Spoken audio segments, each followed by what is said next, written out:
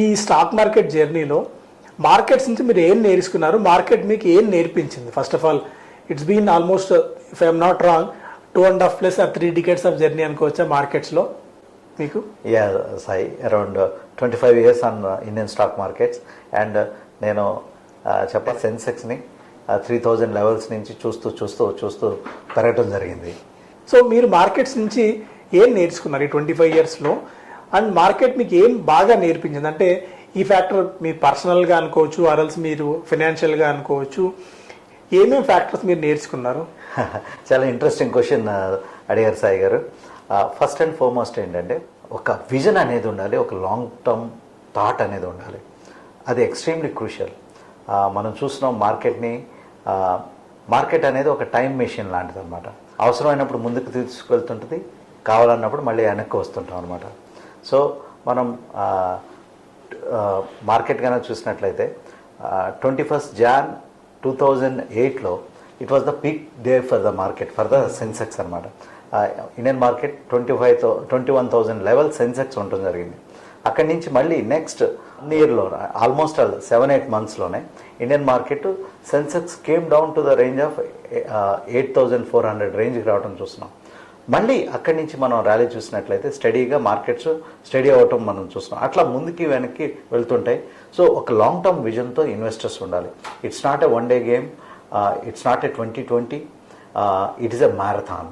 So మార్కెట్లో as I mention to ఇందాక కూడా చెప్పాను, ఈ ఇన్ని సంవత్సరాల జర్నీలో ప్రతిరోజు అంతా బాగుందంటే very few days we can say అంతా బాగుంది అనేది ట్రేడింగ్ టెర్మినల్ చూడటం జరుగుతుంది. Otherwise there is always something to worry in the market. వాటిని ఓవర్కమ్ చేయటం తెలుసుకోవాలి. అంతేకాకుండా keeping your emotions in control. Markets are always forward looking animals. విత్తనం నాటితే అది చెట్టు అవ్వాలి, చెట్టు నుంచి కాయలు రావాలి. బట్ మార్కెట్ ఎట్లాంటిదంటే విత్తనం నాటంగానే దాని యొక్క కాయల యొక్క ప్రైస్ని కూడా మార్కెట్ ఫ్యాక్టర్ చేస్తూ ఉంటుంది. ఫ్యాక్టర్డ్ అయిందా, లేకపోతే ఇంకా పెద్ద చెట్టు అయ్యి ఇంకా దాని నుంచి ఇంకా సీడ్స్ వస్తాయి అనేది చాలా ఇంపార్టెంట్. సో ఆ గ్యాప్ని, ఆ అండర్స్టాండింగ్ చేసుకోవటం అనేది ఒక crucial thing in stock markets. And వీటిని మించి పేషెన్స్ చాలా important. We are going to be in the stock market and we are going to be in the stock market. There is no point we are going to exit in the stock market. So capital protection, these are all good theories to listen. But when you want to create wealth in long term, you need to be in the stock market. And చాలా మంది investors Sai గారు మనం చూసినట్లయితే just last week off మార్చ్లో కనుక చూస్తే ప్రతి ఒక్కళ్ళు క్యాపిటల్ ప్రొటెక్షన్ గురించి డిస్కస్ చేస్తున్నారు. క్యాపిటల్ మనం ప్రొటెక్ట్ చేసుకోవాలండి, క్యాపిటల్ మనం ప్రొటెక్ట్ చేసుకోవాలండి. చాలా మంది ఎగ్జిట్ అయిన వాళ్ళు కూడా ఉన్నారు. బట్ ఈరోజు చూడండి ఎంత మార్కెట్లో వచ్చినటువంటి ర్యాలీని ఆ ఇన్వెస్టర్స్ మిస్ అవటం చూస్తున్నామో. ఎక్కడైతే అబరేషన్స్ వస్తున్నాయో, ఎక్కడైతే ఒక స్పైక్స్ వస్తున్నాయో, వాల్యుయేషన్ కంఫర్ట్ లేదో అక్కడ ప్రాఫిట్ బుక్ చేసుకోవడం చాలా ఇంపార్టెంట్. బట్ కంప్లీట్గా మార్కెట్లో నుంచి ఎగ్జిట్ అవ్వడం అనేది ఎప్పుడు ఒక పొరపాటు కింద మనం చూడాలి. Stay invested in the market for longer term. That's where wealth can be created in stock market. So vision and patience మీకు మార్కెట్ నేర్పించింది 25 years ఆఫ్ ఎక్స్పీరియన్స్లో. ఈ జర్నీలో మీరు చేసిన బిగ్గెస్ట్ మిస్టేక్ మార్కెట్స్లో, అంటే నేను రిపెంట్ అవుతున్నా, ఆ రోజు ఈ మిస్టేక్ చేయకుండా ఉంటే బాగుండేది, ఏదైనా ఒక స్టాక్ అనుకోవచ్చు, ఆర్ఎల్స్ ఏదైనా ఒక ట్రేడ్ అనుకోవచ్చు, ఆర్ఎల్స్ మీ అరే నేను ఆ రోజులో ఈ తప్పు చేశానే, ఇలా ఎందుకు ఆలోచించలేకపోయాను అన్న ఏమైనా అనిపించిందా మీకు? సాయి గారు, if you are wise you will learn from your mistakes. If you are smart, you will learn from your others' mistakes. So you can say whether I am a smart or wise. I don't know. That my investors and my investors followers maybe investors they can judge. But sometimes we also have some kind of a emotions. We also have some kind of a greed. అప్పుడప్పుడు ఒక small companies వాటి యొక్క price movement చూసి, in fact after meeting the managements also అవసరం లేని 1-2 stocks కొని, but they have the theme. But ఏంటంటే unfortunate కోవిడ్లో ప్రమోటర్ చనిపోవటం, అటువంటి థీమ్స్తో కంపెనీస్ ఎన్సీఎల్టీకి వెళ్ళటం. Of course there is no regrets in stock market. But ఏంటంటే ఇంకా బెటర్ వేలో హ్యాండిల్ చేయాల్సిన అవసరం ఉంది అనే ఒక ఎక్స్పీరియన్స్ని ఇవ్వటం కూడా చూస్తున్నాం. అది అది ఒక ఇంపార్టెంట్ అంశం కింద. స్టాక్ మార్కెట్ ఇది ఆల్వేస్ కాస్ట్లీ ఎక్స్పీరియన్స్. అంటే నేను కూడా చాలా సందర్భాలు చెప్తుంటే fee we pay to the stock market. ఏదైనా వస్తే డబ్బులు వస్తాయి, లేదా మనకు జ్ఞానం వస్తుంది, లేదా రెండు ఒకేసారి రావు అని. But the fee you paid, అది మీ ఎర్లీ స్టేజెస్లో పే చేశారా, లేకుంటే మీ ఫ్యాగ్ ఎండ్ ఆఫ్ ది స్టేజ్లో పే చేశారా అన్నది కూడా మేబీ ఇంపార్టెంట్ ఫ్యాక్టర్ అవుతుందేమో అని అనుకుంటాను నేను. అంటే Sai, luckily what happened is I learned from other people's mistakes. Then you are very smart enough. So I was in different corporations, large corporations. So what individual investors does the mistakes. I used to have a large data points where the mistakes are happened. So and because of the interaction of the investors the interaction తో కూడా lot of mistakes ని avoid చేయడం జరిగింది సాయి గారు. ఇంకొకటి, మీరు common man retail ఇన్వెస్టర్తో interact అవుతారు, companies managed interact అవుతారు, అండ్ ఫండ్ మేనేజర్స్తో మేబీ ఇంటరాక్షన్ ఉండొచ్చు, ఎందుకంటే మీరు ముంబైలో ఉన్నారు కాబట్టి. వీళ్ళతో పాటు సీజన్డ్ ఇన్వెస్టర్స్ని అండ్ పెద్ద పెద్ద ఇన్వెస్టర్స్ మీరు ఆల్రెడీ కలిశారు, వాళ్ళ పాఠాలు విన్నారు, అండ్ మొత్తం స్టాక్ మార్కెట్లో ఉన్న సైకిల్ అన్నీ టచ్ చేశారు మీరు, అంటే పైనుంచి కింద వరకు. సో ఇందులో పెద్ద ఇన్వెస్టర్స్ ఎలా ఫండ్స్ని మేనేజ్ చేస్తారు, అంటే ఇలాంటి క్రైసిస్ వచ్చినప్పుడు వాళ్ళు ఎలా మేనేజ్ చేసుకుంటారు, వాళ్ళ నుంచి అంటే వాళ్ళ బుక్స్లో నుంచి ఒక 2 పేజెస్ రీటైల్ ఇన్వెస్టర్స్గా మనం ఏం నేర్చుకోవాలి? చాలా ఇంట్రెస్టింగ్ క్వశ్చన్ సాయి గారు. స్టాక్ మార్కెట్లో ఉన్నప్పుడు 3 థింగ్స్ని కంట్రోల్ చేసుకోవాలంటారు. చార్లీ మంగర్ చక్కగా చెప్తాడు, 3 L's అంటారు, leverage, ladies and liquor. So stock మార్కెట్కి వచ్చేపాటికి the leverage. So when it's a good condition మనం లివరేజ్ని క్యారీ చేస్తున్నామా లేదా అనేది చాలా important. Normally as I'm concern, we don't carry any leverage, we don't encourage any people to go for leverage అనమాట. ఈ మన దగ్గర ఉన్న డబ్బులతో ఇన్వెస్ట్ చేయటం అర్థం చేసుకోవాలి, నేర్చుకోవాలి. లేదు ఇంకా రిస్క్ అపటైట్ ఉన్నప్పుడే ఆ లివరేజెస్ కండిషన్స్లోకి వెళ్ళాలి. నార్మల్గా మార్కెట్లో ఒక డిజాస్టర్ సిచ్యువేషన్ కానీ లేకపోతే సూపర్ అబ్నార్మల్ సిచ్యువేషన్ కానీ క్రియేట్ చేసేది ప్రతి లార్జ్ ఇన్వెస్టర్ కూడా లివరేజ్ అనేది చాలా important. For example hour late Rakesh Jhunjhunwala, he played very well with leverage, but at some point of time he also struggled with leverage. So balancing అనేది చాలా important. So by and large, having grown up in a very middle class family, మా father గాను చూసినట్లు just college passouts కూడా, అంటే college passouts first job రాగానే first people we have that habit of going for leverage. మా father ఆయన life టైంలో ఎప్పుడు he never taken a housing loan also. So ఆ మిడిల్ క్లాస్ జీన్ అనేది, ఆ యొక్క గ్రోనప్ సిస్టమ్ అనేది నాలో ఉండటం వలన కొంచెం I don't go for leverage. Neither in our company also we don't offer any leverage product to the investors. మాకు తెలుసు ఆ లివరేజ్ ప్రొడక్ట్స్ లేకపోవడం వలన ఎంత రెవెన్యూ ఇంపాక్ట్ అవుతుందో we still know, but but we don't encourage people go for leverage అనమాట.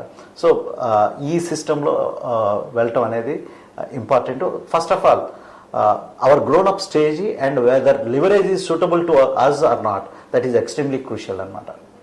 ఇంకా రెండో ఎల్స్ గురించి నేనైతే అడగను. That is the reason I am sitting in front of you, sir. Nice one. అసలు ఒక పోర్ట్ఫోలియో ఎప్పుడెప్పుడు చెక్ చేసుకోవాలి మనం? ఈ పోర్ట్ఫోలియో చెక్ చేసుకుంటున్న క్రమంలో దాన్ని ఇక్కడ రీషఫుల్ చేయాల్సిన టైం వచ్చింది, ఆర్ఎల్స్ దాన్ని మొత్తం చేంజెస్ చేయాల్సిన టైం వచ్చింది, ఎప్పుడు మనకు ఆ సిగ్నల్స్ అందుతాయి? ఆ సిగ్నల్స్ని మనం ఎలా ఫస్ట్ ఐడెంటిఫై చేయాలి? Interesting question Sai. Very as a disclaimer to you, as a corporate policy I don't own any stocks. Okay, my wife owns stocks. So we don't check. మా పోర్ట్ఫోలియో చూస్తే we don't check. I check my client's portfolio because of the responsibility they assign. But నా personal portfolio అయితే మా wife portfolio, because I manage her money. I'm the fund manager for her. So I don't check regularly. Sometimes I'll be making more money to my investors than to my head anamata, my wife. So by and large మనం చూసినట్లయితే what I am, that is extremely important. నేను fund మేనేజర్ని కాదు. Okay, I'm a retail investor, want to create wealth in the stock market. ఇండియాలో వస్తున్నటువంటి ఆపర్చునిటీస్ని వడి వేసుకుని వీటి నుంచి నేను వెల్త్ క్రియేషన్ చేస్తూ నా లైఫ్ స్టైల్ స్టాండర్డ్స్ని ఇంప్రూవ్ చేసుకుంటా ఒక ఫైనాన్షియల్ కంఫర్ట్కి తీసుకురావడానికి నేను స్టాక్లో ఇన్వెస్ట్ చేస్తున్నాను. అది వేరే వాళ్ళు ఇన్వెస్ట్ చేస్తున్నారని కానీ అదంతా కాదు. I believed in India's long term story. అది ఇన్వెస్టర్స్ రికగ్నైజ్ చేయాలి. కమింగ్ టు వాలటాలిటీ, ఈ మధ్యకాలంలో ఇన్వెస్టింగ్ అనగానే ఇన్వెస్టర్స్ దగ్గర బాగా లిక్విడిటీ ఉంది ప్రస్తుతం. ఇండియాలో ఒక 50 లక్షలు ఉన్నాయంటే స్టాక్స్, డైరెక్ట్ స్టాక్స్ విషయంలో కనపడిన ప్రతి స్టాకు కొనేస్తుంటారు అనమాట. అంటే మన ప్రోగ్రామ్ చూసినప్పుడే ఒక stock because of too much information available today, ఆ రకంగా వీళ్ళే ఒక ఫండ్ మేనేజర్ అయిపోతుంటారు.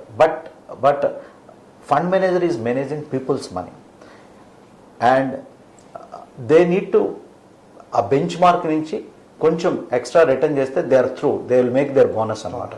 బట్ వేరాజ్ మనకి వన్ థింగ్, క్యాపిటల్ ప్రొటెక్షన్ చేస్తూనే we need to create wealth for the long term అనమాట. ఆ రకంగా ఒక కాన్సన్ట్రేటెడ్ పోర్ట్ఫోలియోని డెవలప్ చేయడం చాలా important. There is a diversification, there is a concentration.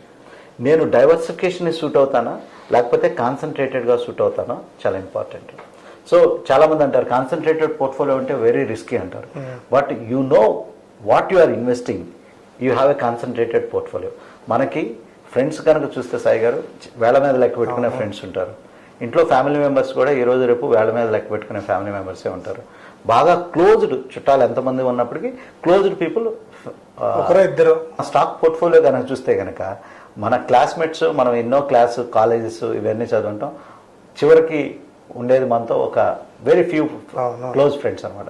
But స్టాక్స్ని వాటికి బిల్డప్ చేసుకుంటూ వెళ్తాం. So when you know what this company is doing, you can build a concentrated portfolio. ఇది డైవర్సిఫికేషన్ లేదు కదండి అంటే, if you don't know what you are doing then you need to have a diversification, plan A and plan B. But when you are some extent sure, try to have a concentrated portfolio. So అది చాలా challenging effect అనమాట. You keep on experimenting. ఒక satellite portfolio ఉండాలి, ఒక core పోర్ట్ఫోలియోలో ఉండాలి. ఒకసారి ఆ company యొక్క యుతోస్, ఆ కంపెనీ యొక్క corporate governance, profitability, how the company is growing, ఒకసారి ఐడెంటిఫై అయితే కనుక you can bring that company into your concentrated portfolio. So ఈ కాన్సన్ట్రేటెడ్ పోర్ట్ఫోలియో అనేది రన్ అవుతూ ఉంటుంది as a long term basis.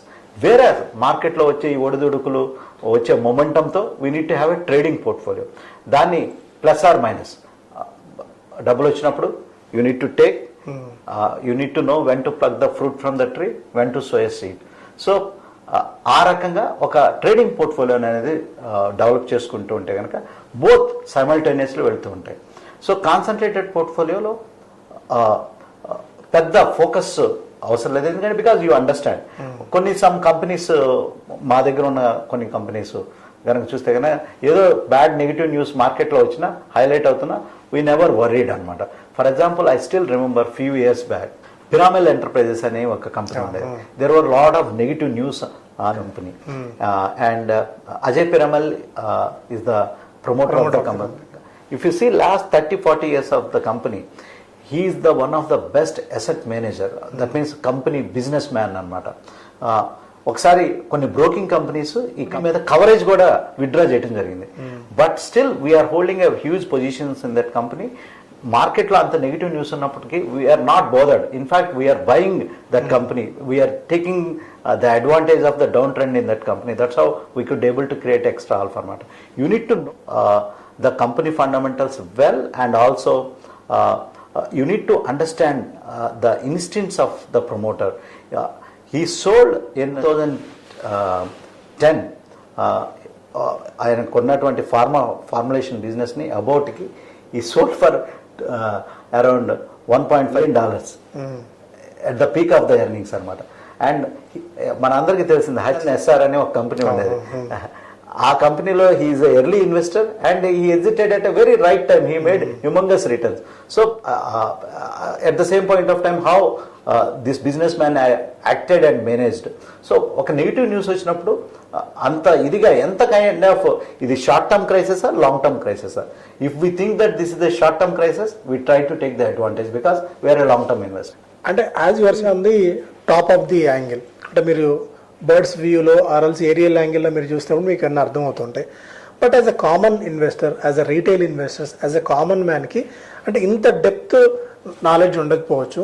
ఇంత డెప్త్ మోటర్ని కానీ క్వార్టర్లీ ఎర్నింగ్స్ కానీ బయట రెడీలీ అవైలబుల్ ఇన్ఫర్మేషన్ని బేస్ చేసుకుని తీసుకుంటారు. కాబట్టి ఏదైనా ఒక స్టాక్ని పిక్ చేసుకోవాలన్నా అంటే గట్ ఫీలింగ్ ఎలా ఉండాలి? ఆ గట్ ఫీలింగ్ వాళ్ళు ఈ స్టాక్ లేదురా బై ఖచ్చితంగా పర్ఫామ్ చేసి తీరుతుంది అన్న ఒక స్ట్రాంగ్ మోటో, గట్ ఫీలింగ్ ఇవన్నీ రావాలి అంటే ఏ ఫ్యాక్టర్స్ వాళ్ళు చూడాలి? నిజంగా కామన్ ఆ రీటైల్ ఇన్వెస్టర్కి అది పాసిబుల్ అయ్యే ఫ్యాక్టరేనా?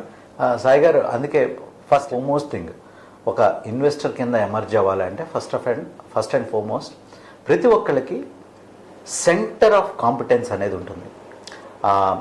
సెంటర్ ఆఫ్ కాంపిటెన్స్ అంటే నా యొక్క పరిధి. ఫర్ ఎగ్జాంపుల్ నేను ఒక ఫార్మా కంపెనీలో పనిచేస్తున్నానంటే I can understand formulations and all. So ఆ సెంటర్ ఆఫ్ కాంపిటెన్సీస్లో ఇన్వెస్ట్ చేస్తూ ఉంటే కనుక చాలా వరకు మన అండర్స్టాండింగ్ లెవెల్స్ అనేవి పెరుగుతూ ఉంటాయి. నెక్స్ట్ మీరు నేను బహుశా కెరీర్ స్టార్ట్ చేసినప్పుడు there are very less information is available.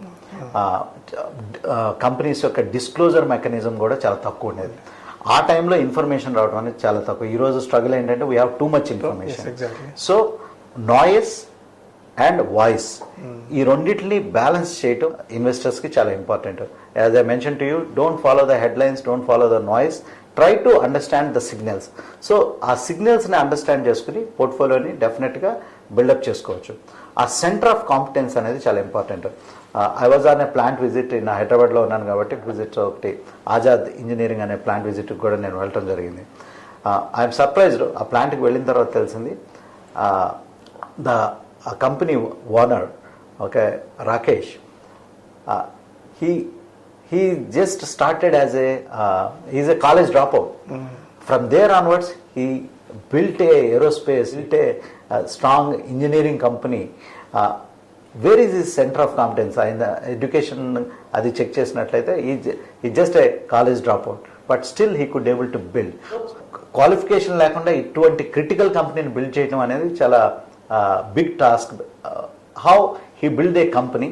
So for a retail investors, building his portfolio, okay, Dr. Mark Faber used to say always, investing is a lot to do with common sense, and everybody have the common sense. A man on the street knows much about the economy than a university professor, than a politician, than a research analyst who seldom travel from one first class hotel to another first class hotel, or one Gulf coast to another Gulf coast, or travel in the business class. But whereas you and me, or a common man, can understand the pulse and vibrancy of the economy very well. So they can become the better investors than anyone. So మనకు advantage ఉంది. So అడ్వాంటేజ్ని ఎట్లా cash చేసుకోవాలని కూడా మనం కొద్దిగా work out చేయాలి, కొద్దిగా study చేయాలి. వెల్త్ క్రియేట్ చేయడానికి మంచి స్టాక్ సెలెక్ట్ చేసుకోవడం ఇంపార్టెంటా, సెలెక్ట్ చేసుకున్న స్టాక్స్ని హోల్డ్ చేసుకోవడం ఇంపార్టెంటా? సాయి గారు, ఒకటి, if there is a single rule in this wealth creation mechanism, everybody learn that rule and they will replicate that rule, so that there will not be any poverty in the world, and also there will not be any people losing money in the market. But they tend to happen, people lose money, people don't create wealth in the stock market. So the rules of the game get changed. You need to be flexible. ఈ రోజు work out అయింది, రేపు work out అవుతుంది అనేది కష్టం. But there are some principles which are strong for the longer term. But ఈ rules అనేది మన క్రికెట్లో కనుక, నేను చిన్నప్పుడు చూసే క్రికెట్ రూల్స్ వేరు, ఇప్పుడు మనకు వచ్చేసేసి రూల్స్ వేరు. The rules of the game got changed. So అట్లనే స్టాక్ మార్కెట్ కూడా చాలా డైనమిక్గా rules of the game change అవుతూ ఉంటాయి అన్నమాట. సో ఆ అడాప్టబుల్గా ఉంటేనే ఇన్వెస్టర్స్ లాంగ్ టర్మ్లో వెల్త్ క్రియేషన్ అనేది జరుగుతుంది. Coming to your point to stride, which is the most important one? Either the sector or individual stock. For example, ఒక సెక్టర్లో మొమెంటం వచ్చినప్పుడు దేర్ ఆర్ డిఫరెంట్ స్టేజెస్. సెక్టర్లో మొమెంటం వచ్చినప్పుడు ఆ సెక్టర్లో leaders first take the lead అనమాట. Second, the mid and small cap companies join అవుతాయి. But ఆ సెక్టర్ యొక్క momentum, longevity of that sector momentum, earning cycle అనేది everything in this world goes in cycles. So ఆ cyclical అండర్స్టాండింగ్ని అర్థం చేసుకోవటం అనేది చాలా ఇంపార్టెంట్. సో ఒక సెక్టర్ ఎంతవరకు ఈ సెక్టర్ యొక్క సైకిల్ అనేది రన్ అవుతుంది, ఆ ఎర్నింగ్స్ ఎక్కడ పీక్అవుట్ అవుతాయి, వాల్యుయేషన్స్ ఎక్కడ పీక్అవుట్ అవుతాయి, వెదర్ ఆ లాంగ్ సైకిల్ లాంగవిటీ. ఫర్ ఎగ్జాంపుల్, అందరికీ తెలిసిందే రైల్వే స్టాక్స్. మనం చూసినట్లయితే last 3-4 years back railway stocks అన్ని బాగా పీక్అవుట్ అయినాయి. Even anybody who is in the railway, the stock is going up and they rallied almost 100 times, 200 times, and again they came to the equilibrium. ఆ యావరేజెస్కి అనేది, long term యావరేజెస్కి, ఆ mean యావరేజెస్కి డెఫినెట్గా రావటం జరుగుతుంది. So ఆ మీన్ పీక్అవుట్ అయినప్పుడు exiting or taking the making FOS free of cost అనేది చాలా ఇంపార్టెంట్.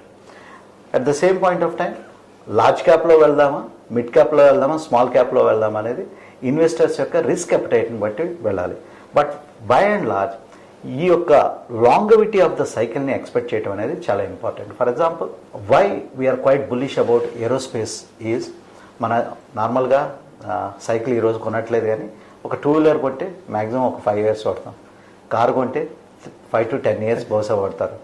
మన ఇండియన్ ఏరోస్పేస్లో ప్రస్తుతం రీసెంట్గా డిస్కార్డ్ చేసినటువంటి మిగ్స్ని తీసుకురావడం, రష్యా నుంచి చాలా వరకు తీసుకురావడం జరిగింది, రష్యన్ మేడ్ అనమాట.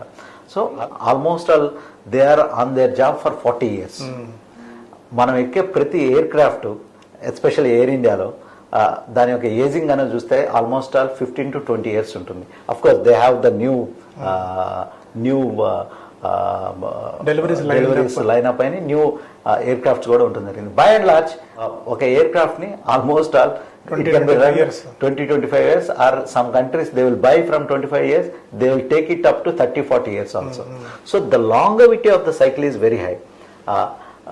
So that is the reason the longevity of the cycle is important. A longevity of the cycle ganaka peddadu unte ganaka you can make more money in those stocks.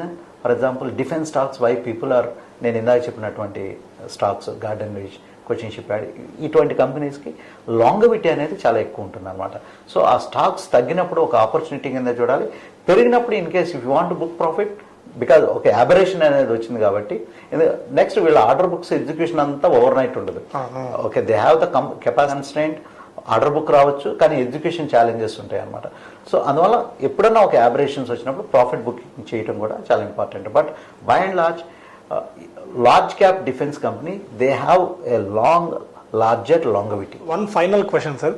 So ఎందుకంటే ఇది సముద్రం లాంటి subject, ఎంత మాట్లాడినా మాట్లాడుకునేట్టే ఉంటుంది. But ఇంతకుముందు మీరు అన్నారు, అంటే ఒక హార్డ్ అండ్ ఫాస్ట్ రూల్ లేదు, ఒక థంబ్ రూల్ ఏమి ఉండదు అని. బట్ కొత్తగా మార్కెట్స్లోకి వచ్చిన వాళ్ళకి, రీసెంట్గా ఒక 3 to 5 years టైంలో మార్కెట్స్లోకి వచ్చిన వాళ్ళకి, any 5 thumb rules or any 5 rules that they need to keep in mind for ever? అంటే మార్కెట్లో ఉన్నంత వరకు ఇది ఫస్ట్ మీరు ఈ కమాండ్మెంట్స్ లాగా 5 రాసుకోండి, ఇదర్ స్టాక్ సెలక్షన్లో కానీ, అరల్స్ పోర్ట్ఫోలియో మేనేజ్మెంట్లో కానీ, వాట్ ఎవర్ దే మేబీ. ఒక స్టాక్ని పిక్ చేసుకుంటున్నారు, అల్స్ ఒక స్టాక్ని హోల్డ్ చేసుకుంటున్నారు, ఆ పోర్ట్ఫోలియో స్టాక్ని తీసుకొస్తున్నారంటే ఈ 5 rules, ఈ 5 టిక్ బాక్సెస్ని అవి అయ్యాయా లేదా అన్నది అట్లాంటిది ఏమైనా ఉన్నాయా? చాలా ఇంట్రెస్టింగ్ క్వశ్చన్ సాయి గారు. First of all, on a lighter note, Warren Buffett always says don't lose money. Second rule is don't forget rule number 1. So, but the tendency is we lose money, and that is the part and parcel of the market journey.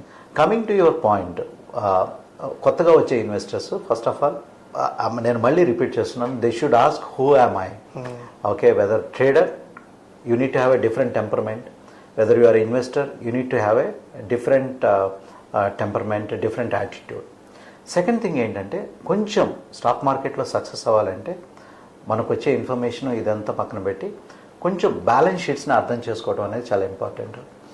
Good thing ఏమైందంటే, నేను college డేస్లో చదివేటప్పుడు కొంచెం balance షీట్స్ని అర్థం చేసుకోవడం try చేస్తూ కొంచెం దాన్ని అర్థం చేసుకోవడం ట్రై చేశాను అనమాట. సో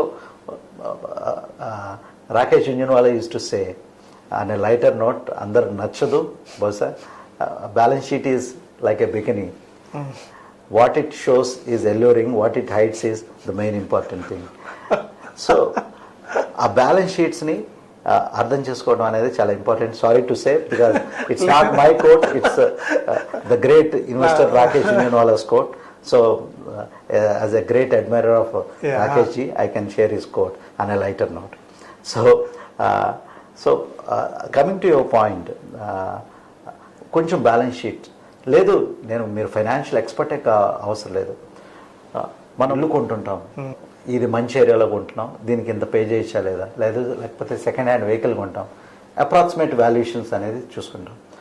ఆ సేమ్ థియరీ స్టాక్లో కూడా ఇన్వెస్ట్ చేయొచ్చు, because by understanding the balance sheet, what is their profit, ఎక్కువ గుడ్ విల్ పే చేస్తున్నామా, ఫ్యూచర్ ఎర్నింగ్స్ ఏ రకంగా ఉండబోతున్నాయి, ఆ క్యాలిక్యులేషన్స్ కొంచెం అర్థం చేసుకోగలిగితే కనుక you will understand. In stock market, everybody knows the price but not the value. Those who understand the value, it's a great quote by Philip Fisher. So if you understand the valuations చేయటం understand చేసుకుంటే కనుక డెఫినెట్గా investors ఒక మంచి investors కింద emerge అవ్వచ్చు. South ఇండియాలో valuations బాగా అర్థమవుతుంది, ఎందుకంటే అబ్బాయికి పెళ్ళి అవుతుందంటే వీడికి ఎంత ఇస్తారో అన్నట్లుగా అది ఎంత కాదనుకున్నా జరుగుతూ ఉంటుంది అనమాట, which is illegal. Okay, on record చెప్పడం ఎంతో సమంజసంగా అవునో కాదో నాకు తెలియదు, కానీ that is the practical. So ప్రతి ఒక్కరిని వాల్యుయేషన్ కూడా చేస్తుంటారు అనే లైటర్ నోట్. సో కంపెనీస్ని వాల్యుయేషన్ చేయడం ఇంకా చాలా ఈజీ. సో మనుషుల్ని వాల్యూ చేయడం అనేది ఇప్పుడు మనకు part and parcel of the life అయిపోయింది. అంటే వాడితో మాట్లాడుతున్నాం అంటే నిజంగా వాడికి ఏమన్నా వాడేమో మన ఫ్యూచర్లో పనికి వస్తాడో, నిజంగా వాడికి అంత వాల్యూ ఉందా లేదా అని బట్టి మనం టైం కూడా ఇస్తుంటాం ఒకరితో మాట్లాడే దాన్ని బట్టి. సో ఇంత డే టు డేలో మనం దీన్ని ఇంప్లిమెంట్ చేసేదాన్ని మనం స్టాక్స్లో ఎందుకు ఇంప్లిమెంట్ చేయలేకపోవచ్చు, మన పోర్ట్ఫోలియో బిల్డింగ్లో ఎందుకు ఇంప్లిమెంట్ చేయలేకపోవచ్చు అనేది ఒక మంచి థాట్ ప్రాసెస్. సో నిజంగా మనకు ఆ టాలెంట్ ఉంది, బట్ రైట్ పార్ట్ లో దాన్ని రైట్ వేలో చేసినట్లయితే ప్రొఫెషనల్ అప్రోచ్ లో డెఫినెట్ గా వాల్యుయేషన్స్ అర్థం చేసుకోవటం పెద్ద డిఫికల్ట్ టాస్క్ అయితే కాదు. కొంచెం రీడింగ్ అనే హ్యాబిట్ని కూడా హ్యాబిచువేట్ చేసుకోవాలి. Different how we become matured investors is we have done some sacrifices.